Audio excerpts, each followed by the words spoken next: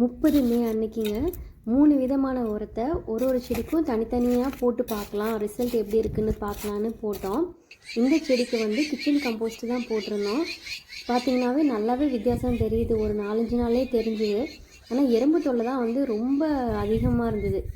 இலையில் வந்து இந்த இடத்துல வந்து ஏன் இப்படி அதிகமாக எறும்பு வருதுன்னு தெரியல, ரொம்ப அதிகமாகவே இருந்தது. ஒரு 3 நாள் பிரச்சனை இல்லை, அதுக்கப்புறம் வந்தது. அதனால் வந்து வேப்பெண்ணெய் கரைசல் மட்டும் தெளித்து விடலான்னு சொல்லி அதை மட்டும் ஸ்ப்ரே பண்ணி விட்டேன். பார்த்திங்கனாவே தெரியும், இலையில் வந்து அந்த குறிப்பிட்ட இடத்துல மட்டும் ஏன் இவ்வளோ அதிகமாக எறும்பு இருக்குது அப்படின்னு தெரியல. கருவேப்பிலை செடியிலலாம் வந்து புதுசாக வர அந்த துளிரில் தான் எறும்பு இருந்தது. ஆனால் இந்த செடியில் வித்தியாசமாக இலையோட இந்த பகுதியில் வந்து எறும்பு அதிகமாக இருக்குது.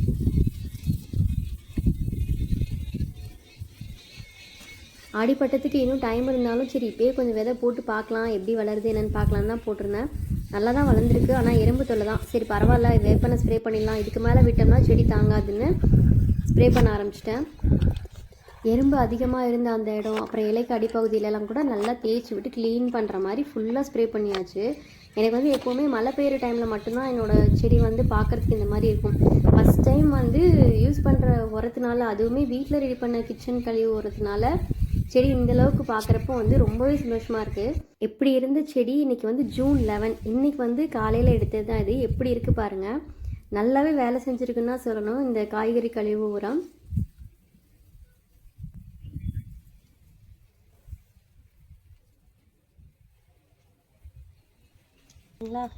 இந்த செடிக்கு மாட்டு எரு போட்டிருந்தோம்.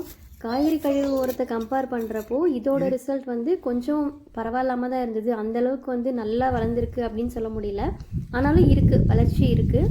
அந்தளவுக்கு பெருசாக இல்லை அப்படின்னு தான் சொல்லணும். பார்க்கலாம், கொஞ்சம் வெயிட் பண்ணி பார்க்கலாம், ஃப்யூச்சரில் எதுவும் மாறினாலும் மாறலாம்.